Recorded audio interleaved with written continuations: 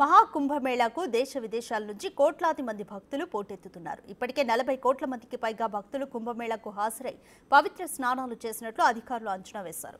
ఇక కుంభమేళాలో 4 రాజస్నానాలు పూర్తయ్యాయి. 5వ రాజస్నానానికి సమయం వచ్చేసింది. కుంభమేళాలో తదుపరి రాజస్నానం మాఘ పూర్ణిమ రోజున జరగబోతోంది. ఫిబ్రవరి 12 ఉదయం కుంభమేళాలో పుణ్యస్నానం చేస్తారు. ఈ రోజున కోట్లాది మంది భక్తులు స్నానాలు ఆచరించడానికి వస్తారని అంచనా వేస్తున్నారు.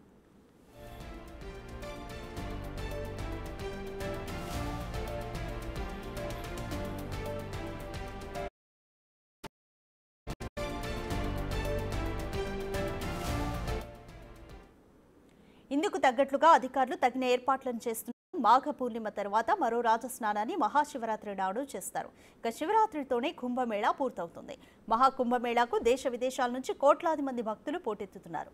ఇప్పటికే 40 కోట్ల మందికి పైగా భక్తులు కుంభమేళాకు హాజరై పవిత్ర స్నానాలు చేసినట్లు అధికారులు అంచనా వేశారు. ఇప్పటికే కుంభమేళాలో 4 రాజస్నానాలు పూర్తయ్యాయి. భోగి, మకర సంక్రాంతి, పుష్య, బహుళ అమావాస్య, వసంత పంచమి రోజుల్లో భక్తులు పెద్ద సంఖ్యలో హాజరై 4 రాజస్నానాలు ఆచరించారు. మాఘ పూర్ణిమ రోజు స్నానం చేయడం, దాన ధర్మాలు చేయడం ప్రత్యేక ప్రాముఖ్యత కలిగినవిగా భావిస్తున్నారు.